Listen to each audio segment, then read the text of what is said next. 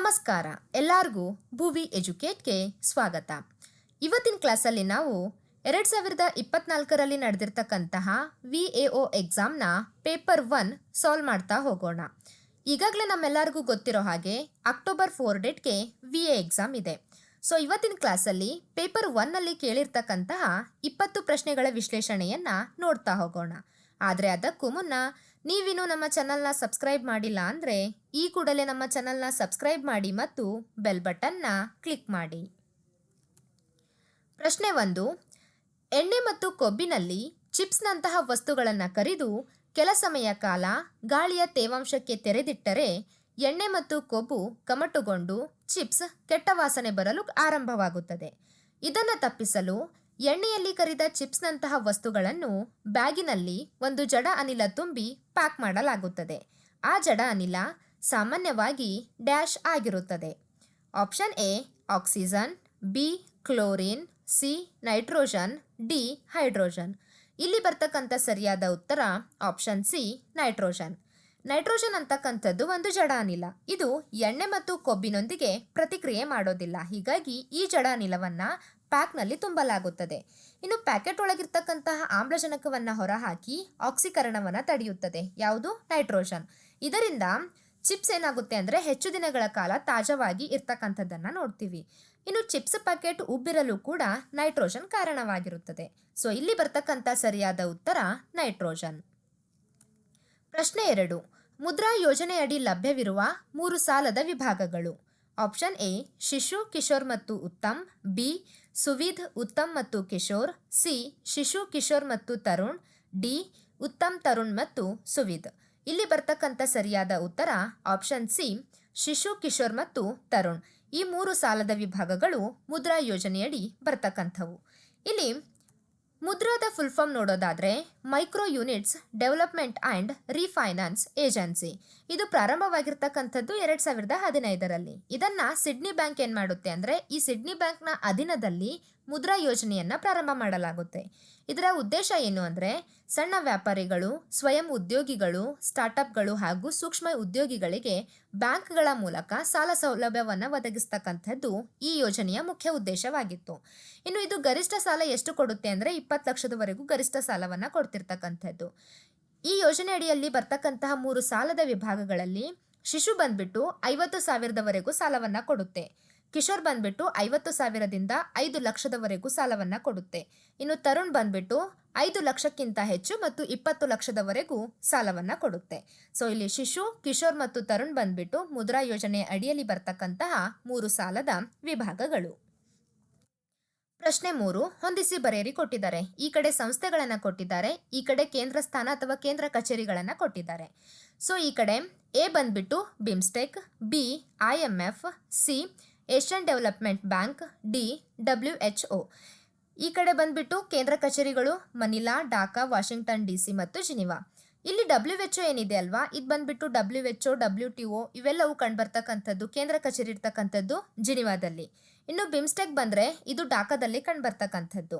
IMF ಅಂತಕ್ಕಂಥದ್ದು Washington DCಯಲ್ಲಿ ಇರ್ತಕ್ಕಂಥ ಕೇಂದ್ರ ಕಚೇರಿ. ಇನ್ನು ಏಷ್ಯನ್ ಡೆವಲಪ್ಮೆಂಟ್ ಬ್ಯಾಂಕ್ ಕೇಂದ್ರ ಕಚೇರಿ ಕಂಡುಬರ್ತಕ್ಕಂಥದ್ದು ಮನಿಲಾದಲ್ಲಿ. WHO ಕೇಂದ್ರ ಕಚೇರಿ ಕಂಡುಬರ್ತಕ್ಕಂಥದ್ದು ಜಿನಿವಾದಲ್ಲಿ. ಸೊ ಇಲ್ಲಿ ಬರ್ತಕ್ಕಂತಹ ಸರಿಯಾದ ಉತ್ತರ ಆಪ್ಷನ್ ಎ ಸರಿಯಾಗಿರ್ತಕ್ಕಂತಹ ಉತ್ತರ. ಇನ್ನು ಕೆಲವು ಸಂಸ್ಥೆಗಳನ್ನು ಮತ್ತು ಕೇಂದ್ರ ಕಚೇರಿಗಳನ್ನು ನೋಡೋದಾದರೆ ಇಲ್ಲಿ WTO, ILO, ITU, WHO, WIPO ಮತ್ತು WMO ಇದೆಲ್ಲ ಕೇಂದ್ರ ಕಚೇರಿ ಇರ್ತಕ್ಕಂಥದ್ದು ಜಿನಿವಾದಲ್ಲಿ. UNO, UNICEF ಆ್ಯಂಡ್ NAM ಇದು ಕಂಡು ಬರ್ತಕ್ಕಂಥ ಕೇಂದ್ರ ಕಚೇರಿ ಇರ್ತಕ್ಕಂಥದ್ದು ನ್ಯೂಯಾರ್ಕಲ್ಲಿ. ಇನ್ನು FAO, IFAD, WFP ಬಂದ್ಬಿಟ್ಟು ಕೇಂದ್ರ ಕಚೇರಿ ಇರ್ತಕ್ಕಂಥದ್ದು ರೋಮ್ನಲ್ಲಿ.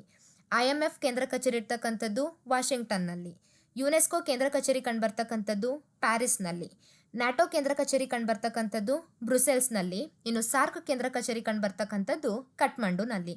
ಪ್ರಶ್ನೆ ಕೇಳ್ತಾರೆ, ಸಂಸ್ಥೆಗಳನ್ನು ಕೊಟ್ಬಿಟ್ಟು ಹೊಂದಿಸಿ ರೂಪದಲ್ಲಿ ಈ ಕಡೆ ಕೇಂದ್ರ ಕಚೇರಿ. ಸೊ ಇದು ನೋಡ್ಕೊಳ್ತಕ್ಕಂಥದ್ದು ಇಂಪಾರ್ಟೆಂಟ್ ಆಗಿರ್ತಕ್ಕಂಥದ್ದು. ಪ್ರಶ್ನೆ 4. ಭಾರತದ ಮೊದಲ ಪೇಮೆಂಟ್ಸ್ ಬ್ಯಾಂಕ್ ಯಾವುದು? Option A Fino payments bank, B Airtel payments bank, C Paytm payments bank, D Jio payments bank. ಇಲ್ಲಿ ಬರ್ತಕ್ಕಂಥ ಸರಿಯಾದ ಉತ್ತರ option B Airtel payments bank. ಈ ಏರ್ಟೆಲ್ ಪೇಮೆಂಟ್ಸ್ ಬ್ಯಾಂಕ್ ಪ್ರಾರಂಭವಾಗಿರ್ತಕ್ಕಂಥದ್ದು 2016 ನವೆಂಬರ್ 23ರಂದು ಇದು ಕಾರ್ಯಾರಂಭವನ್ನು ಆರಂಭ ಮಾಡುತ್ತೆ. ಇದು ಭಾರತದ ಮೊದಲ ಪೇಮೆಂಟ್ ಬ್ಯಾಂಕ್. ಇದು ಮೊದಲು ರಾಜಸ್ಥಾನದಲ್ಲಿ ಸೇವೆಯನ್ನು ಆರಂಭಿಸುತ್ತೆ, ನಂತರ ಬಂದ್ಬಿಟ್ಟು ದೇಶದಾದ್ಯಂತ ವಿಸ್ತರಿಸುತ್ತೆ. ಯಾವುದು? Airtel payment bank. ಇದು ಭಾರತದ ಮೊದಲ ಪೇಮೆಂಟ್ ಬ್ಯಾಂಕ್ ಆಗಿದೆ. ಪ್ರಶ್ನೆ 5. ಈ ಕೆಳಗಿನವುಗಳಲ್ಲಿ ದ್ರಾವಿಡಿಯನ್ ಗುಂಪಿಗೆ ಸೇರಿದ ಭಾಷೆ ಯಾವುವು? ಎ ಬಂದ್ಬಿಟ್ಟು ಕುರುಖ್, ಬಿ ಮಾಲ್ತೋ, ಸಿ ಲಾಮಿ, ಡಿ ಪರ್ಜಿ. ಇಲ್ಲಿ ಕೆಳಗಡೆ ಕೊಟ್ಟಿದ್ದಾರೆ, ಕೆಳಕಂಡ ಆಯ್ಕೆಗಳಿಂದ ಸರಿ ಉತ್ತರವನ್ನ ಆರಿಸಿ. ಆಪ್ಷನ್ ಎ ಡಿ ಮಾತ್ರ ಸರಿಯಾಗಿದೆ, ಬಿ ಸಿ ಮತ್ತು ಡಿ ಮಾತ್ರ ಸರಿಯಾಗಿದೆ, ಸಿ ಎ ಮತ್ತು ಬಿ ಮಾತ್ರ ಸರಿಯಾಗಿದೆ, ಡಿ ಎ ಬಿ ಸಿ ಮತ್ತು ಡಿ ಸರಿಯಾಗಿದೆ. ಇಲ್ಲಿ ಬರ್ತಕ್ಕಂಥ ಸರಿಯಾದ ಉತ್ತರ option D, A B C ಮತ್ತು ಡಿ ಎಲ್ಲವೂ ಸರಿಯಾಗಿರ್ತಕ್ಕಂಥದ್ದು. ಇಲ್ಲಿ ದ್ರಾವಿಡಿಯನ್ ಗುಂಪಿಗೆ ಸೇರಿರ್ತಕ್ಕಂತಹ ಭಾಷೆಗಳು ಅಂತ ಬಂದ್ರೆ ಕುರುಕ್ ಮತ್ತು ಮಾಲ್ತೋ, ಲಾಮಿ ಮತ್ತು ಪರ್ಜಿ ಈ ಎಲ್ಲವೂ ಭಾಷೆಗಳು ದ್ರಾವಿಡಿಯನ್ ಗುಂಪಿಗೆ ಸೇರಿರ್ತಕ್ಕಂತಹ ಭಾಷೆಗಳಾಗಿವೆ. ಸೊ ಇಲ್ಲಿ ಬರ್ತಕ್ಕಂಥ ಸರಿಯಾದ ಉತ್ತರ ಆಪ್ಷನ್ ಡಿ. ಪ್ರಶ್ನೆ 6. ಕೆಳಕಂಡ ಹೇಳಿಕೆಗಳನ್ನು ಪರಿಗಣಿಸಿ. ಇದೇ ರೀತಿ ಈಗ ನಡೀತಿರ್ತಕ್ಕಂತಹ ಎಲ್ಲ ಎಕ್ಸಾಮ್ಸಲ್ಲಿ ಒಂದು ಅಪ್ಲೈಡ್ ಕ್ವಶನ್ಸ್ ಇಲ್ಲಾಂದರೆ ಹೇಳಿಕೆ ರೂಪದಲ್ಲೇ ಕ್ವಶನ್ಸ್ ಕೇಳ್ತಿದ್ದಾರೆ. ಡೈರೆಕ್ಟಾಗಿ ಕ್ವಶನ್ ಕೇಳ್ತಿರ್ತಕ್ಕಂಥದ್ದು ತುಂಬ ಕಡಿಮೆ ಆಗೋಗಿದೆ. ಸೊ ಯಾವುದಾದ್ರೂ ಒಂದು ಟಾಪಿಕ್ನ ನಾವು ಓದ್ತಿದ್ದೀವಿ ಅಂದರೆ ಇನ್ ಡೆಪ್ತ್ ಆಗಿ ನೋಡ್ಕೊಳ್ತಕ್ಕಂಥದ್ದು ತುಂಬ ಹೆಲ್ಪ್ ಆಗುತ್ತೆ. ನೋಡಿ, ಇಲ್ಲೂ ಕೂಡ ಹೇಳಿಕೆ ರೂಪದಲ್ಲೇ ಪ್ರಶ್ನೆ ಕೇಳಿದ್ದಾರೆ. ಸೊ 2 ಹೇಳಿಕೆಗಳನ್ನು ಕೊಟ್ಟಿದ್ದಾರೆ, ಯಾವುದು ಸರಿಯಾಗಿದೆ ಅಂತ ನಾವು ಹೇಳಬೇಕು. ಮೊದಲನೇ ಹೇಳಿಕೆ ಬಂದ್ಬಿಟ್ಟು ವಾಯು ಗುಣಮಟ್ಟ ಮಾನದಂಡಕ್ಕೆ ಸಂಬಂಧಿಸಿದಂತೆ ಭಾರತದಲ್ಲಿ ಕೈಗಾರಿಕೆ, ವಸತಿ ಪ್ರದೇಶ ಮತ್ತು ಸೂಕ್ಷ್ಮ ಪ್ರದೇಶಗಳಿಗೆ ಪ್ರತ್ಯೇಕ ಮಾನದಂಡಗಳಿವೆ. ಹೇಳಿಕೆ 2. ವಿಶ್ವ ಆರೋಗ್ಯ ಸಂಸ್ಥೆಯು ವರ್ಲ್ಡ್ ಹೆಲ್ತ್ ಆರ್ಗನೈಸೇಷನ್ ಮಾರ್ಗಸೂಚಿಗಳು ಎಲ್ಲ ಭೂಬಳಕೆ ಪ್ರದೇಶಗಳಿಗೆ ಏಕರೂಪವಾಗಿವೆ. ಮೇಲಿನ ಯಾವ ಹೇಳಿಕೆ ಸರಿಯಾಗಿದೆ? ಆಪ್ಷನ್ ಎ ಮಾತ್ರ ಸರಿಯಾಗಿದೆ, ಬಿ ಮಾತ್ರ ಸರಿಯಾಗಿದೆ, ಸಿ ಎ ಮತ್ತು ಬಿ ಎರಡು ಸರಿಯಾಗಿದೆ, ಡಿ ಎ ಮತ್ತು ಬಿ ಎರಡು ಸರಿಯಾಗಿಲ್ಲ. ಸೊ ಇಲ್ಲಿ ಬರ್ತಕ್ಕಂಥ ಸರಿಯಾದ ಉತ್ತರ ಆಪ್ಷನ್ ಸಿ, ಎ ಮತ್ತು ಬಿ ಎರಡು ಸರಿಯಾಗಿದೆ. ಇಲ್ಲಿ ವಾಯು ಗುಣಮಟ್ಟ ಮಾನದಂಡಕ್ಕೆ ಸಂಬಂಧಿಸಿದಂತೆ ಭಾರತದಲ್ಲಿ ಕೈಗಾರಿಕೆ, ವಸತಿ ಪ್ರದೇಶ ಮತ್ತು ಸೂಕ್ಷ್ಮ ಪ್ರದೇಶಗಳಿಗೆ ಪ್ರತ್ಯೇಕ ಮಾನದಂಡಗಳಿವೆ. ಇದು ಸರಿಯಾಗಿರ್ತಕ್ಕಂಥ ಉತ್ತರ. ಇನ್ನೊಂದು, ವಿಶ್ವ ಆರೋಗ್ಯ ಸಂಸ್ಥೆಯು ಮಾರ್ಗಸೂಚಿಗಳು ಎಲ್ಲ ಭೂಬಳಕೆ ಪ್ರದೇಶಗಳಿಗೆ ಏಕರೂಪವಾಗಿದೆ. ಇದು ಕೂಡ ಸರಿಯಾಗಿರ್ತಕ್ಕಂತಹ ಹೇಳಿಕೆ. ಸೊ 2 ಸರಿಯಾಗಿರ್ತಕ್ಕಂತಹ ಹೇಳಿಕೆ. ಪ್ರಶ್ನೆ 7. ಕರ್ನಾಟಕದಲ್ಲಿ ರೈಲ್ವೆಗೆ ಸಂಬಂಧಿಸಿದಂತೆ ಈ ಕೆಳಕಂಡ ಯಾವ ಹೇಳಿಕೆಗಳು ಸರಿ ಇಲ್ಲ, ಸರಿ ಯಾವುದಿಲ್ಲ ಅಂತ ಕೇಳ್ತಿದ್ದಾರೆ. 4 ಹೇಳಿಕೆಗಳನ್ನು ಕೊಟ್ಟಿದ್ದಾರೆ. ಇದರಲ್ಲಿ ಸರಿ ಇಲ್ಲದೆ ಇರ್ತಕ್ಕಂಥದ್ದು ಯಾವುದು? ಆಪ್ಷನ್ ಎ, ಹುಬ್ಬಳ್ಳಿ ವಿಭಾಗವನ್ನು ಬೆಂಗಳೂರು ಮತ್ತು ಮೈಸೂರು ವಿಭಾಗಗಳನ್ನು ಸೇರಿಸಿ ನೈಋತ್ಯ ರೈಲ್ವೆ ವಿಭಾಗವನ್ನು ರಚಿಸಲಾಗಿದೆ. ಆಪ್ಷನ್ ಬಿ, ಕೊಂಕಣ ರೈಲ್ವೆಯಲ್ಲಿ ಪ್ರಥಮ ಪ್ರಯಾಣಿಕರ ರೈಲು 1993ರಲ್ಲಿ ಮಂಗಳೂರು ಮತ್ತು ಕಾರವಾರದ ನಡುವೆ ಸಂಚರಿಸಿತು. ಆಪ್ಷನ್ ಸಿ, 2016ರಲ್ಲಿ ಬೆಂಗಳೂರು ನಗರ ರೈಲು ನಿಲ್ದಾಣವನ್ನು ಕ್ರಾಂತಿವೀರ ಸಂಗೊಳ್ಳಿ ರಾಯಣ್ಣ ರೈಲ್ವೆ ನಿಲ್ದಾಣವೆಂದು ಮರುನಾಮಕರಣ ಮಾಡಲಾಯಿತು. ಡಿ, ರಾಜ್ಯದಲ್ಲಿ ಪ್ರಥಮ ರೈಲ್ವೆ ಮಾರ್ಗ ಬೆಂಗಳೂರಿನಿಂದ ಮದ್ರಾಸ್ವರೆಗೆ ಅದನ್ನು 1864ರಲ್ಲಿ ಆರಂಭಿಸಲಾಯಿತು. ಈ ಹೇಳಿಕೆ 4 ಹೇಳಿಕೆಯಲ್ಲಿ ಯಾವುದು ತಪ್ಪಾಗಿರ್ತಕ್ಕಂಥ ಹೇಳಿಕೆ ಅಂದರೆ ಆಪ್ಷನ್ ಬಿ ತಪ್ಪಾಗಿರ್ತಕ್ಕಂಥ ಹೇಳಿಕೆ. ಇಲ್ಲಿ ಕೊಂಕಣಿ ರೈಲ್ವೆ ಅಂತ ಬಂದರೆ ಇದು ಮಹಾರಾಷ್ಟ್ರ, ಗೋವಾ ಮತ್ತು ಕರ್ನಾಟಕಕ್ಕೆ ಸಂಬಂಧಪಟ್ಟಿರ್ತಕ್ಕಂಥದ್ದು. ಇದು ತಪ್ಪಾಗಿರ್ತಕ್ಕಂಥ ಹೇಳಿಕೆ. ಇನ್ನು ಮೊದಲನೆಯದು ಹುಬ್ಬಳ್ಳಿ ವಿಭಾಗ ಅಂತ ಬಂದರೆ ಕರ್ನಾಟಕದಲ್ಲಿರ್ತಕ್ಕಂಥ ಏಕೈಕ ರೈಲು ವಲಯ ಅಂದರೆ ಅದು ನೈಋತ್ಯ ರೈಲ್ವೆ ವಿಭಾಗ ಏನಿದೆ ಅಲ್ವಾ, ಇದು ಕರ್ನಾಟಕದಲ್ಲಿರ್ತಕ್ಕಂತಹ ಏಕೈಕ ರೈಲು ವಲಯ. ಸೊ ಈ ವಿಭಾಗ, ಹುಬ್ಬಳ್ಳಿ ವಿಭಾಗವನ್ನು ಬೆಂಗಳೂರು ಮತ್ತು ಮೈಸೂರು ವಿಭಾಗಗಳನ್ನು ಸೇರಿಸಿ ನೈಋತ್ಯ ರೈಲ್ವೆ ವಿಭಾಗವೆಂದು ರಚಿಸಲಾಗಿದೆ. ಸೊ ಇಲ್ಲಿ ಬರ್ತಕ್ಕಂಥ ಸರಿಯಾದ ಉತ್ತರ ಅಂದರೆ ಸರಿ ಇಲ್ಲದೆ ಇರ್ತಕ್ಕಂಥ ಹೇಳಿಕೆ ಯಾವುದು ಅಂದರೆ ಬಿ, ಸರಿ ಇಲ್ಲದೆ ಇರ್ತಕ್ಕಂತಹ ಹೇಳಿಕೆ. ಪ್ರಶ್ನೆ 8. ಕರ್ನಾಟಕ ರಾಜ್ಯದ ಪ್ರವಾಸ ಇಲಾಖೆಗೆ ಸಂಬಂಧಿಸಿದ ಈ ಕೆಳಗಿನ ಯಾವ ಘೋಷವಾಕ್ಯ ಸರಿಯಾಗಿದೆ? ಆಪ್ಷನ್ ಎ, ಒಂದು ರಾಜ್ಯ ಅನೇಕ ಪ್ರಪಂಚಗಳು, ಬಿ, ಒಂದು ರಾಜ್ಯ ಅನೇಕ ದೇಶಗಳು, ಸಿ, ಒಂದು ಪ್ರಪಂಚ ಅನೇಕ ರಾಜ್ಯಗಳು, ಡಿ, ಒಂದು ದೇಶ ಅನೇಕ ಪ್ರಪಂಚಗಳು. ಇಲ್ಲಿ ಬರ್ತಕ್ಕಂಥ ಸರಿಯಾದ ಉತ್ತರ ಆಪ್ಷನ್ ಬಿ, ಒಂದು ರಾಜ್ಯ ಅನೇಕ ದೇಶಗಳು. ಈ ಒಂದು ರಾಜ್ಯ ಅನೇಕ ದೇಶಗಳು ಅಂತಕ್ಕಂಥದ್ದು ಕರ್ನಾಟಕ ರಾಜ್ಯದ ಪ್ರವಾಸ ಇಲಾಖೆಗೆ ಸಂಬಂಧಪಟ್ಟಿರ್ತಕ್ಕಂತಹ ಘೋಷವಾಕ್ಯ. ಪ್ರಶ್ನೆ 9. ನಾಗರಿಕರು ತಮ್ಮ ಭೂಮಿಗೆ ಸಂಬಂಧಿಸಿದ ದಾಖಲೆಗಳು ಹಾಗೂ ವಹಿವಾಟುಗಳನ್ನು ಕರ್ನಾಟಕ ರಾಜ್ಯ ಕಂದಾಯ ಇಲಾಖೆಯ ಯಾವ ಪೋರ್ಟಲ್ನಲ್ಲಿ ನೋಡಬಹುದು? ಆಪ್ಷನ್ ಎ, ಪರಿಹಾರ್, ಬಿ, ಭೂಮಿ, ಸಿ, ಕಾವೇರಿ, ಡಿ, ಪಹಣಿ ಆನ್ಲೈನ್. ಈ 4 ಆಪ್ಷನ್ನಲ್ಲಿ ಯಾವ ಪೋರ್ಟಲ್ನಲ್ಲಿ ನಾಗರಿಕರು ತಮ್ಮ ಭೂಮಿಗೆ ಸಂಬಂಧಪಟ್ಟಿರ್ತಕ್ಕಂತಹ ದಾಖಲೆಗಳನ್ನು ಮತ್ತು ವಹಿವಾಟುಗಳನ್ನು ನೋಡಬಹುದು ಅಂತ ಬಂದರೆ ಇಲ್ಲಿ ಬರ್ತಕ್ಕಂಥ ಸರಿಯಾದ ಉತ್ತರ ಆಪ್ಷನ್ ಬಿ. ಭೂಮಿ ಪೋರ್ಟಲ್ನಲ್ಲಿ ನಾಗರಿಕರು ಏನು ಮಾಡ್ಬೋದು ಅಂದರೆ ತಮ್ಮ ಭೂಮಿಗೆ ಸಂಬಂಧಪಟ್ಟಿರ್ತಕ್ಕಂಥ ದಾಖಲೆಗಳು ಮತ್ತು ವಹಿವಾಟುಗಳನ್ನು ನೋಡಬಹುದು. ಇನ್ನು ಪರಿಹಾರ ಪೋರ್ಟಲ್ ಯಾವುದಕ್ಕೆ ಸಂಬಂಧಿಸಿದೆ ಅಂದರೆ ಇದು ಬೆಳೆ ಹಾನಿ ಹಾಗೂ ಪ್ರಕೃತಿ ವಿಕೋಪಕ್ಕೆ ಪರಿಹಾರ ಒದಗಿಸ್ತಕ್ಕಂತಹ ಪೋರ್ಟಲ್ ಆಗಿದೆ. ಇನ್ನು ಕಾವೇರಿ ಪೋರ್ಟಲ್ ಯಾವುದಕ್ಕೆ ಸಂಬಂಧಪಟ್ಟಿದೆ ಅಂದರೆ ಇದು ಆಸ್ತಿ ನೋಂದಣಿ ಮತ್ತು ಇ ಸ್ಟ್ಯಾಂಪ್ಗೆ ಸಂಬಂಧಪಟ್ಟಿರ್ತಕ್ಕಂಥದ್ದು. ಪಹಣಿ ಆನ್ಲೈನ್ ಅಂತ ಬಂದರೆ ಇದು ಭೂಮಿ ಪೋರ್ಟಲ್ ಮೂಲಕ ಲಭ್ಯವಾಗಿರ್ತಕ್ಕಂತಹ ಭೂ ದಾಖಲೆಗಳನ್ನು ಕೊಡ್ತಕ್ಕಂಥದ್ದು, ಅದಕ್ಕೆ ಸಂಬಂಧಪಟ್ಟಿರ್ತಕ್ಕಂಥದ್ದು ಪಹಣಿ ಆನ್ಲೈನ್. ಸೊ ಇಲ್ಲಿ ಸರಿಯಾಗಿರ್ತಕ್ಕಂತಹ ಉತ್ತರ ಭೂಮಿ. ಪ್ರಶ್ನೆ 10. ಈ ಕೆಳಗಿನವರಲ್ಲಿ ದೀರ್ಘಾವಧಿಯವರೆಗೆ ಭಾರತೀಯ ರಾಷ್ಟ್ರೀಯ ಕಾಂಗ್ರೆಸ್ನ ಅಧ್ಯಕ್ಷರಾಗಿ ಸೇವೆ ಸಲ್ಲಿಸಿದ ದಾಖಲೆ ಯಾರ ಹೆಸರಿನಲ್ಲಿದೆ? Option A Dadabhai Naoroji, B Surendranath Banerjee, C Ras Behari Ghosh, D WC Banerjee. ಇಲ್ಲಿ ಬರ್ತಕ್ಕಂತಹ ಸರಿಯಾದ ಉತ್ತರ ಆಪ್ಷನ್ ಎ ದಾದಾಬಾಯಿ ನವರೋಜಿ. ದಾದಾಬಾಯಿ ನವರೋಜಿಯವರು ಒಟ್ಟಾರೆಯಾಗಿ 3 ಬಾರಿ ಅಧ್ಯಕ್ಷರಾಗಿ ಆಯ್ಕೆ ಆಗ್ತಾರೆ. ಒಂದು 1886ರಲ್ಲಿ ಕೋಲ್ಕತ್ತಾ ಅಧಿವೇಶನದ ಅಧ್ಯಕ್ಷರಾಗಿ ಆಯ್ಕೆ ಆಗ್ತಾರೆ. ಎರಡನೆಯ ಬಾರಿ 1893ರಲ್ಲಿ ಲಾಹೋರ್ ಅಧಿವೇಶನದ ಅಧ್ಯಕ್ಷರಾಗ್ತಾರೆ. ಮೂರನೇ ಬಾರಿ 1906ರಲ್ಲಿ ಕೋಲ್ಕತ್ತಾದ ಅಧಿವೇಶನದ ಅಧ್ಯಕ್ಷರಾಗ್ತಾರೆ. ಸೊ ಇವರು ದೀರ್ಘಾವಧಿಯವರೆಗೂ ಭಾರತೀಯ ರಾಷ್ಟ್ರೀಯ ಕಾಂಗ್ರೆಸ್ನ ಅಧ್ಯಕ್ಷರಾಗಿ ಸೇವೆ ಸಲ್ಲಿಸಿರ್ತಕ್ಕಂಥವರು. ದಾದಾಬಾಯಿ ನವರೋಜಿಯವರನ್ನ grand old man of India ಎಂದು ಕರೆಯಲಾಗುತ್ತದೆ. ಇನ್ನು ಇವರು ಒಂದು ಸಿದ್ಧಾಂತವನ್ನು ಮಂಡಿಸ್ತಾರೆ, ಅದು ಸಂಪತ್ತಿನ ಸೋರಿಕೆ ಸಿದ್ಧಾಂತ. ಇದು ಕೂಡ ದಾದಾಬಾಯಿ ನವರೋಜಿಯವರಿಗೆ ಸಂಬಂಧಪಟ್ಟಿರ್ತಕ್ಕಂಥದ್ದು. ಪ್ರಶ್ನೆ 11. ಕೆಳಗಿನ ಯಾವ ಸ್ಥಳಗಳು ಡಚ್ಚರ ವ್ಯಾಪಾರ ಕೇಂದ್ರಗಳಾಗಿದ್ದವು? Option A Machilipatnam, Diu, Daman, Surat. Option B Surat, Agra, Ahmedabad ಮತ್ತು ಬಾಂಬೆ. ಸಿ ಪುಲಿಕಾಟ್, ಪಾಂಡಿಚೇರಿ, ಚಂದ್ರನಾಗೂರ್ ಮತ್ತು ಮಾಹೆ. ಡಿ ಪುಲಿಕಾಟ್, ಸೂರತ್, ಮಚಲಿಪಟ್ಟಣಂ ಮತ್ತು ನಾಗಪಟ್ಟಣಂ. ಇಲ್ಲಿ ಬರ್ತಕ್ಕಂಥ ಸರಿಯಾದ ಉತ್ತರ ಆಪ್ಷನ್ ಡಿ ಪುಲಿಕಾಟ್, ಸೂರತ್, ಮಚಲಿಪಟ್ಟಣಂ ಮತ್ತು ನಾಗಪಟ್ಟಣ. ಇಲ್ಲಿ ಪುಲಿಕಾಟ್ ಅಂತ ಬಂದರೆ ಇದು ಭಾರತದಲ್ಲಿನ ಡಚ್ಚರ ಮೊದಲ ಮತ್ತು ಪ್ರಮುಖ ವ್ಯಾಪಾರ ಕೇಂದ್ರ. ಸೂರತ್ ಬಂದ್ಬಿಟ್ಟು ಪಶ್ಚಿಮ ಕರಾವಳಿಯ ವ್ಯಾಪಾರ ಕೇಂದ್ರ. ಮಚಲಿಪಟ್ಟಣಂ ಅಂತ ಬಂದರೆ ಇದು ಆಂಧ್ರ ಕರಾವಳಿಯ ವ್ಯಾಪಾರ ಕೇಂದ್ರ. ನಾಗಪಟ್ಟಣಂ ಅಂದರೆ ತಮಿಳುನಾಡಿನ ಪ್ರಮುಖ ವ್ಯಾಪಾರ ಕೇಂದ್ರವಾಗಿದೆ. ಇನ್ನುಳಿದಿರ್ತಕ್ಕಂತಹ ಅಂದರೆ ಪೋರ್ಚುಗೀಸರ, ಇಂಗ್ಲಿಷರ ಮತ್ತು ಫ್ರೆಂಚರ ವ್ಯಾಪಾರ ಕೇಂದ್ರಗಳನ್ನು ನೋಡೋದಾದರೆ ಪೋರ್ಚುಗೀಸರ ವ್ಯಾಪಾರ ಕೇಂದ್ರಗಳು ಗೋವಾ, ದಿಯು, ದಮನ್ ಮತ್ತು ಕೊಚ್ಚಿನ್. ಗೋವಾ ಬಂದ್ಬಿಟ್ಟು ಪೋರ್ಚುಗೀಸರ ರಾಜಧಾನಿ ಕೂಡ ಆಗಿತ್ತು. ಇನ್ನು ಡಚ್ಚರ್ದು ಈಗಾಗಲೇ ನಾವು ನೋಡಿದ್ವಿ.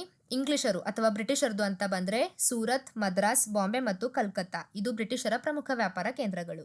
ಇನ್ನು ಫ್ರೆಂಚರ ಅಂತ ಬಂದರೆ ಪಾಂಡಿಚೇರಿ, ಚಂದ್ರನಾಗೂರ್, ಮಾಹೆ, ಕಾರೈಕಲ್ ಮತ್ತು ಯಾನಂ. ಇವು ಪೋರ್ಚುಗೀಸರು, ಡಚ್ಚರು, ಇಂಗ್ಲಿಷರು ಮತ್ತು ಫ್ರೆಂಚರಿಗೆ ಸಂಬಂಧಪಟ್ಟಿರ್ತಕ್ಕಂತಹ ವ್ಯಾಪಾರ ಕೇಂದ್ರಗಳು. ಪ್ರಶ್ನೆ 12. ಕೆ ಕಸ್ತೂರಿ ರಂಗನ್ ಸಮಿತಿಗೆ ಸಂಬಂಧಿಸಿದಂತೆ ಈ ಕೆಳಗಿನ ಯಾವ ಹೇಳಿಕೆಗಳು ಸರಿಯಾಗಿವೆ? ಹೇಳಿಕೆ ಎ ಈ ಸಮಿತಿಯನ್ನ 2022ರಲ್ಲಿ ರಚಿಸಲಾಯಿತು.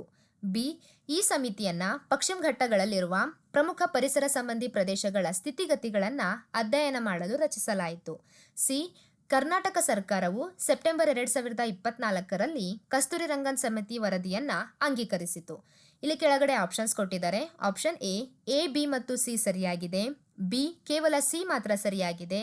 ಆಪ್ಷನ್ ಸಿ ಕೇವಲ ಬಿ ಮಾತ್ರ ಸರಿಯಾಗಿದೆ. ಡಿ ಕೇವಲ ಎ ಮತ್ತು ಬಿ ಮಾತ್ರ ಸರಿಯಾಗಿದೆ. ಇಲ್ಲಿ ಬರ್ತಕ್ಕಂಥ ಸರಿಯಾದ ಉತ್ತರ ಆಪ್ಷನ್ ಸಿ ಕೇವಲ ಬಿ ಮಾತ್ರ ಸರಿಯಾಗಿದೆ. ಕೆ ಕಸ್ತೂರಿ ರಂಗನ್ ಸಮಿತಿ ಅಂತ ಬಂದರೆ ಈ ಸಮಿತಿಯನ್ನ ಪಶ್ಚಿಮ ಘಟ್ಟಗಳಲ್ಲಿರ್ತಕ್ಕಂತಹ ಪ್ರಮುಖ ಪರಿಸರ ಸಂಬಂಧಿ ಪ್ರದೇಶಗಳ ಸ್ಥಿತಿಗತಿಗಳನ್ನು ಅಧ್ಯಯನ ಮಾಡಲು ರಚಿಸಲಾಗಿರ್ತಕ್ಕಂಥದ್ದು. ಈ ಸಮಿತಿಯನ್ನ 2012ರಲ್ಲಿ ಕೇಂದ್ರ ಸರ್ಕಾರ ರಚಿಸುತ್ತೆ. ಇಲ್ಲಿ ಕೊಟ್ಟಿರ್ತಕ್ಕಂಥದ್ದು 2022. ಇದು ತಪ್ಪು. 2012ರಲ್ಲಿ ರಚನೆ ಆಗಿರ್ತಕ್ಕಂಥದ್ದು. ಇನ್ನು ಇಲ್ಲೇನು ಹೇಳಿದ್ದಾರೆ ಅಂದರೆ ಕಸ್ತೂರಿ ರಂಗನ್ ಸಮಿತಿಯನ್ನು ಕರ್ನಾಟಕ ಸರ್ಕಾರ ಅಂಗೀಕರಿಸುತ್ತೆ ಅಂತ ಹೇಳಿದ್ದಾರೆ. ಆದರೆ ಕರ್ನಾಟಕ ಸರ್ಕಾರ ಏನು ಮಾಡುತ್ತೆ ಅಂದರೆ ಇದಕ್ಕೆ ವಿರೋಧವನ್ನು ವ್ಯಕ್ತಪಡಿಸುತ್ತೆ. ಸೊ ಇಲ್ಲಿ ಬರ್ತಕ್ಕಂಥ ಸರಿಯಾದ ಉತ್ತರ ಕೇವಲ ಬಿ ಮಾತ್ರ ಸರಿಯಾಗಿರ್ತಕ್ಕಂಥದ್ದು. ಪ್ರಶ್ನೆ 13. ಹೊಂದಿಸಿ ಬರೆಯಿರಿ. ಈ ಕಡೆ ನಿವೇಶನಗಳನ್ನು ಕೊಟ್ಟಿದ್ದಾರೆ, ಈ ಕಡೆ ಸಾಕ್ಷ್ಯಗಳನ್ನು ಕೊಟ್ಟಿರ್ತಕ್ಕಂಥದ್ದು. ಹರಪ್ಪ, ಮೆಹೆಂಜೋದಾರೋ, ಕಾಲಿಬಂಗಾನ್ ಮತ್ತು ಲೋಥಾಲ್ ಯಾವುದಕ್ಕೆ ಪ್ರಸಿದ್ಧಿಯನ್ನು ಹೊಂದಿರ್ತಕ್ಕಂಥದ್ದು.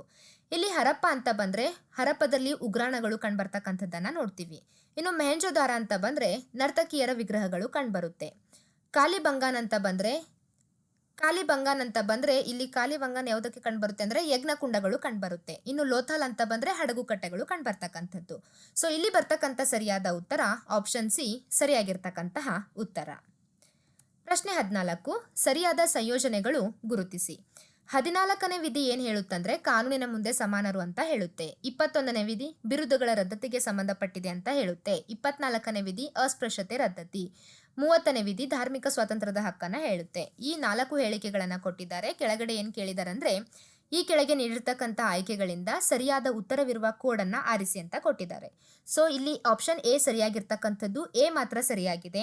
ಆಪ್ಷನ್ ಬಿ ಮಾತ್ರ ಸರಿಯಾಗಿದೆ. ಆಪ್ಷನ್ ಸಿ ಮತ್ತು ಡಿ ಮಾತ್ರ ಸರಿಯಾಗಿದೆ. ಆಪ್ಷನ್ ಡಿ ಮಾತ್ರ ಸರಿಯಾಗಿದೆ. ಸೊ ಇಲ್ಲಿ ನಾವು ನೋಡೋದಾದ್ರೆ 14ನೇ ವಿಧಿ ಕಾನೂನಿನ ಮುಂದೆ ಸಮಾನತೆಯನ್ನ ಹೇಳುತ್ತೆ. ಹೌದು, ಸರಿಯಾಗಿರ್ತಕ್ಕಂಥದ್ದು. ಇದು ಒಂದೇ ಸರಿಯಾಗಿರ್ತಕ್ಕಂಥ ಹೇಳಿಕೆ ಆಗಿದೆ. ಹೀಗಾಗಿ ಆಪ್ಷನ್ ಎ ಮಾತ್ರ ಸರಿಯಾಗಿದೆ ಅಂತಕ್ಕಂಥದ್ದು ಸರಿಯಾದ ಉತ್ತರ. 14ನೇ ವಿಧಿ ಏನ್ ಮಾಡುತ್ತೆ ಅಂದ್ರೆ ಕಾನೂನಿನ ಮುಂದೆ ಎಲ್ಲರೂ ಸಮಾನರು ಅಂತ ಹೇಳುತ್ತೆ. 21ನೇ ವಿಧಿ ಯಾವುದರ ಬಗ್ಗೆ ಹೇಳುತ್ತೆ ಅಂದ್ರೆ ಜೀವನ ಮತ್ತು ವೈಯಕ್ತಿಕ ಸ್ವಾತಂತ್ರ್ಯದ ಹಕ್ಕು ಬಗ್ಗೆ ಹೇಳುತ್ತೆ. ಯಾವುದು? 21ನೇ ವಿಧಿ. ಇನ್ನು ಬಿರುದುಗಳ ರದ್ದತಿಗೆ ಸಂಬಂಧಪಟ್ಟಿರ್ತಕ್ಕಂತಹ ವಿಧಿ 18ನೇ ವಿಧಿ. 24ನೇ ವಿಧಿ ಯಾವುದನ್ನ ಹೇಳುತ್ತಂದ್ರೆ 14 ವರ್ಷಕ್ಕಿಂತ ಕಡಿಮೆ ವಯಸ್ಸಿನಿರ್ತಕ್ಕಂತಹ ಮಕ್ಕಳು ಕಾರ್ಖಾನೆ, ಗಣಿ ಹಾಗೂ ಅಪಾಯಕಾರಿ ಕೇಂದ್ರಗಳಲ್ಲಿ ಕೆಲಸವನ್ನ ಮಾಡ್ತಕ್ಕಂಥದ್ದು ನಿಷೇಧಿಸುತ್ತೆ. ಯಾವುದು? 24ನೇ ವಿಧಿ. ಅಸ್ಪೃಶ್ಯತೆ ಬಗ್ಗೆ ಹೇಳ್ತಕ್ಕಂಥದ್ದು 17ನೇ ವಿಧಿ. ಇನ್ನು 30ನೇ ವಿಧಿ ಯಾವುದಕ್ಕೆ ಸಂಬಂಧಪಟ್ಟಿದೆ ಅಂದ್ರೆ ಅಲ್ಪಸಂಖ್ಯಾತರಿಗೆ ಶಿಕ್ಷಣ ಸಂಸ್ಥೆಗಳನ್ನು ಸ್ಥಾಪಿಸಿ ನಿರ್ವಹಿಸುವ ಹಕ್ಕು ಹೇಳ್ತಕ್ಕಂಥದ್ದು 30ನೇ ವಿಧಿ. ಇನ್ನು ಧಾರ್ಮಿಕ ಸ್ವಾತಂತ್ರ್ಯದ ಹಕ್ಕು ಬರ್ತಕ್ಕಂಥದ್ದು ಯಾವ ವಿಧಿಯಲ್ಲಿ ಅಂದ್ರೆ 25ರಿಂದ 28ನೇ ವಿಧಿಯಲ್ಲಿ ಧಾರ್ಮಿಕ ಸ್ವಾತಂತ್ರ್ಯದ ಹಕ್ಕು ಕಂಡುಬರ್ತಕ್ಕಂಥದ್ದನ್ನ ನೋಡ್ತೀವಿ. ಸೊ ಇಲ್ಲಿ ಬರ್ತಕ್ಕಂಥದ್ದು ಇವರು ಕೊಟ್ಟಿರ್ತಕ್ಕಂಥದ್ರಲ್ಲಿ ಸರಿಯಾಗಿರ್ತಕ್ಕಂಥ ಉತ್ತರ 14ನೇ ವಿಧಿ ಕಾನೂನಿನ ಮುಂದೆ ಸಮಾನರು ಅಂತಕ್ಕಂಥದ್ದು ಸರಿಯಾಗಿರ್ತಕ್ಕಂತಹ ಉತ್ತರ. ಪ್ರಶ್ನೆ 15, ಈ ಕೆಳಕಂಡ ಯೋಜನೆಗಳು ಮತ್ತು ಅವುಗಳ ಉದ್ದೇಶಗಳನ್ನು ಹೊಂದಿಸಿ ಬರೆಯಿರಿ. ಈ ಕಡೆ ಒಂದ್ ಕಡೆ ಯೋಜನೆಗಳನ್ನ ಕೊಟ್ಟಿದ್ದಾರೆ, ಈ ಕಡೆ ಅದರ ಉದ್ದೇಶಗಳನ್ನ ಕೊಟ್ಟಿರ್ತಕ್ಕಂಥದ್ದು. ಯೋಜನೆ ಮೊದಲನೆಯದು ಪ್ರಧಾನಮಂತ್ರಿ ಶ್ರಮಯೋಗಿ ಮಾನ್ಧನ್ ಯೋಜನೆ. ಇದರ ಉದ್ದೇಶ ಏನು ಅಂತ ನೋಡೋದಾದ್ರೆ ಇದು ಅಸಂಘಟಿತ ವಲಯದ ಕಾರ್ಮಿಕರಿಗೆ ಪಿಂಚಣಿಯನ್ನ ಕೊಡ್ತಕ್ಕಂಥದ್ದು. ಯಾವುದು?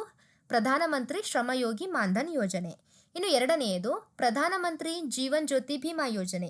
ಇದರ ಉದ್ದೇಶ ಏನು ಅಂದ್ರೆ ಯಾವುದೇ ಕಾರಣದಿಂದ ಸಾವು ಸಂಭವಿಸಿದರೆ 1 ವರ್ಷದ ಜೀವ ವಿಮಾ ಸೌಲಭ್ಯವನ್ನ ಕೊಡ್ತಕ್ಕಂಥದ್ದು. ಯಾವುದು? ಪ್ರಧಾನಮಂತ್ರಿ ಜೀವನ್ ಜ್ಯೋತಿ ಭೀಮಾ ಯೋಜನೆ. ಜೀವನ್ ಜ್ಯೋತಿ ಭೀಮಾ ಯೋಜನೆ.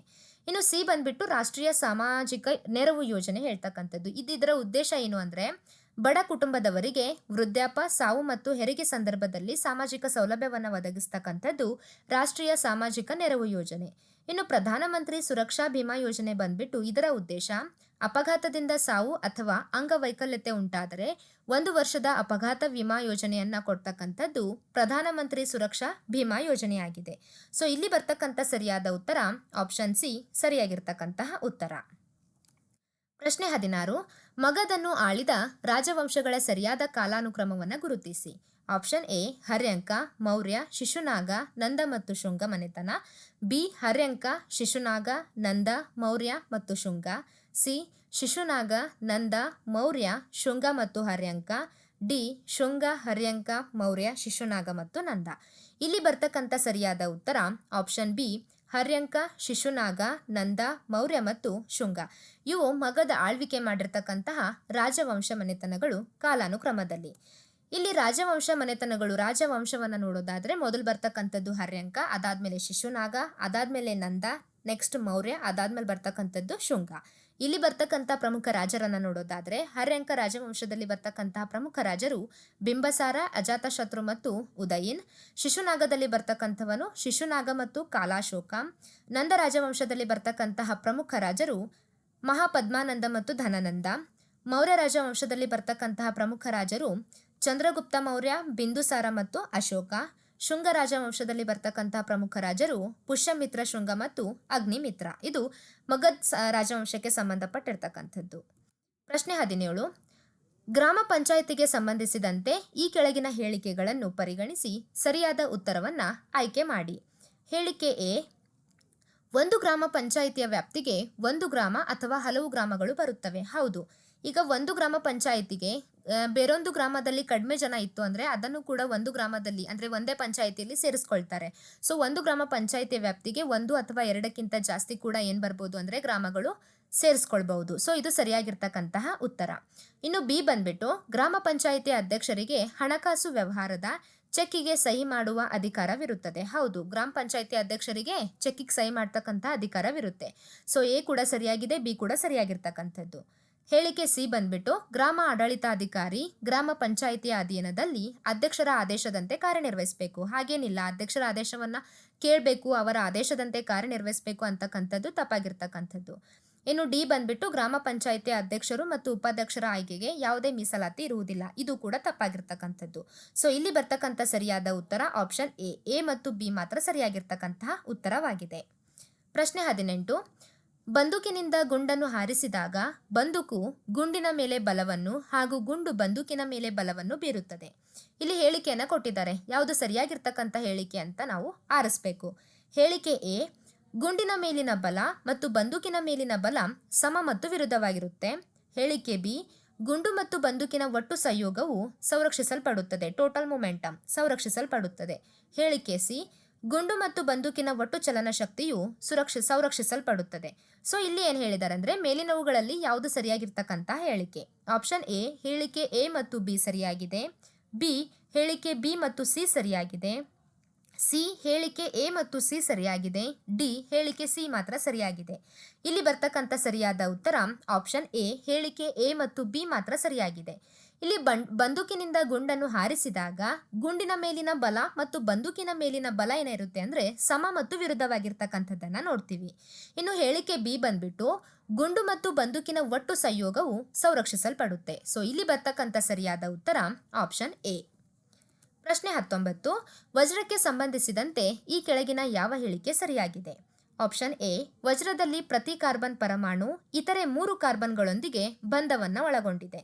ಆಪ್ಷನ್ ಬಿ, ವಜ್ರದಲ್ಲಿ ಪ್ರತಿ ಕಾರ್ಬನ್ ಪರಮಾಣು ಇತರೆ 4 ಕಾರ್ಬನ್ಗಳೊಂದಿಗೆ ಬಂಧಗೊಂಡಿದೆ. ಸಿ, ವಜ್ರದಲ್ಲಿ ಪ್ರತಿ ಕಾರ್ಬನ್ ಪರಮಾಣು ಇತರೆ 6 ಕಾರ್ಬನ್ಗಳೊಂದಿಗೆ ಬಂಧಗೊಂಡಿದೆ. ಡಿ, ವಜ್ರದಲ್ಲಿ ಕಾರ್ಬನ್ ಕಾರ್ಬನ್ ಬಂಧವು ಅಸ್ತಿತ್ವದಲ್ಲಿರುವುದಿಲ್ಲ. ಇಲ್ಲಿ ಬರ್ತಕ್ಕಂಥ ಸರಿಯಾದ ಉತ್ತರ ಆಪ್ಷನ್ ಬಿ ಸರಿಯಾಗಿರ್ತಕ್ಕಂಥದ್ದು. ಇದು ವಜ್ರದಲ್ಲಿ ಪ್ರತಿ ಕಾರ್ಬನ್ ಪರಮಾಣು ಇತರೆ 4 ಕಾರ್ಬನ್ಗಳೊಂದಿಗೆ ಬಂಧಗೊಂಡಿರ್ತಕ್ಕಂಥದ್ದನ್ನು ನೋಡ್ತೀವಿ. ಪ್ರಶ್ನೆ 20 ಕೊನೆಯ ಪ್ರಶ್ನೆ. ಕೆಳಕಂಡ ಅಂತಾರಾಷ್ಟ್ರೀಯ ಸಂಸ್ಥೆಗಳು ಮತ್ತು ಕೇಂದ್ರ ಸ್ಥಳಗಳನ್ನು ಅಥವಾ ಕೇಂದ್ರ ಕಚೇರಿಗಳನ್ನು ಹೊಂದಿಸಿ ಬರೆಯಿರಿ. ಈ ಕಡೆ ಅಂತಾರಾಷ್ಟ್ರೀಯ ಸಂಸ್ಥೆಗಳನ್ನು ಕೊಟ್ಟಿದ್ದಾರೆ, ಈ ಕಡೆ ಕೇಂದ್ರ ಸ್ಥಾನ ಅಥವಾ ಕೇಂದ್ರ ಕಚೇರಿಗಳನ್ನು ಕೊಟ್ಟಿರ್ತಕ್ಕಂಥದ್ದು. A, African Union. ಬಿ, ಆಗ್ನೇಯ ಏಷ್ಯಾ ರಾಷ್ಟ್ರಗಳ ಸಂಘಟನೆ. C, North Atlantic treaty organisation NATO. D, ವಿಶ್ವ ವ್ಯಾಪಾರ ಸಂಘಟನೆ WTO. ಈ ಕಡೆ ಬ್ರಸೆಲ್ಸ್, ಅಡಿಸ್ ಅಬಾಬ್, ಜಿನಿವಾ ಮತ್ತು ಜಕಾರ್ತ್. ಈಗಾಗಲೇ ನಾವು ನೋಡಿದ್ವಿ ವಿಶ್ವ ವ್ಯಾಪಾರ ಸಂಘಟನೆ WTO ಇರ್ತಕ್ಕಂಥದ್ದು ಕೇಂದ್ರ ಕಚೇರಿಯಲ್ಲಿ ಜಿನಿವಾದಲ್ಲಿ. ಸೊ ಡಿ ಬಂದ್ಬಿಟ್ಟು 3 ಎಲ್ಲಿದೆ ಆಪ್ಷನ್? ಇಲ್ಲಿ ಬಿ. ಡಿ ಬಂದ್ಬಿಟ್ಟು 3 ಆಪ್ಷನ್ ಇರ್ತಕ್ಕಂಥದ್ದು ಒಂದೇ. ಸೊ ಸರಿಯಾಗಿರ್ತಕ್ಕಂಥ ಉತ್ತರ ಬಿ. ಸೊ ಆಫ್ರಿಕನ್ ಯೂನಿಯನ್ ಅಂತ ಬಂದರೆ ಇದಕ್ಕೆ ಸರಿಯಾಗಿರ್ತಕ್ಕಂಥ ಕೇಂದ್ರ ಕಚೇರಿ ಎಲ್ಲಿದೆ ಅಂದರೆ ಅಡಿಸ್ ಅಬಾಬ್ನಲ್ಲಿ ಕೇಂದ್ರ ಕಚೇರಿ ಇದೆ. ಇನ್ನು ಆಗ್ನೇಯ ಏಷ್ಯಾ ರಾಷ್ಟ್ರಗಳ ಸಂಘಟನೆ ಇರ್ತಕ್ಕಂಥದ್ದು ಕೇಂದ್ರ ಕಚೇರಿ ಇರ್ತಕ್ಕಂಥದ್ದು ಜಕಾರ್ತ್ನಲ್ಲಿ. ಇನ್ನು ನ್ಯಾಟೋ ಕೇಂದ್ರ ಕಚೇರಿ ಕಂಡುಬರ್ತಕ್ಕಂಥದ್ದು ಬ್ರಸೆಲ್ಸ್ನಲ್ಲಿ. ವಿಶ್ವ ವ್ಯಾಪಾರ ಸಂಘಟನೆ WTO ಕೇಂದ್ರ ಕಚೇರಿ ಕಂಡುಬರ್ತಕ್ಕಂಥದ್ದು ಜಿನಿವಾದಲ್ಲಿ. ಸೊ ಇಲ್ಲಿ ಬರ್ತಕ್ಕಂಥ ಸರಿಯಾದ ಉತ್ತರ ಆಪ್ಷನ್ ಬಿ ಸರಿಯಾಗಿರ್ತಕ್ಕಂತಹ ಉತ್ತರ. ಇವತ್ತಿನ ಕ್ಲಾಸಲ್ಲಿ ನಾವು 2024ರಲ್ಲಿ ನಡೆದಿರ್ತಕ್ಕಂತಹ VAO ಎಕ್ಸಾಮ್ನ 20 ಪ್ರಶ್ನೆಗಳನ್ನು ಮಾತ್ರ ನೋಡಿದ್ವಿ. ನೆಕ್ಸ್ಟ್ ಕ್ಲಾಸಲ್ಲಿ ಮುಂದುವರೆದ ಭಾಗ 20ರಿಂದ 21ರಿಂದ 40 ಪ್ರಶ್ನೆಗಳನ್ನು ನೋಡ್ತಾ ಹೋಗೋಣ. ಸೊ ಈ ಕ್ಲಾಸ್ ನಿಮಗೆ ಇಷ್ಟ ಆಗಿದ್ರೆ ಲೈಕ್ ಮಾಡಿ, ಶೇರ್ ಮಾಡಿ ಮತ್ತು ಸಬ್ಸ್ಕ್ರೈಬ್ ಮಾಡಿ. Thank you.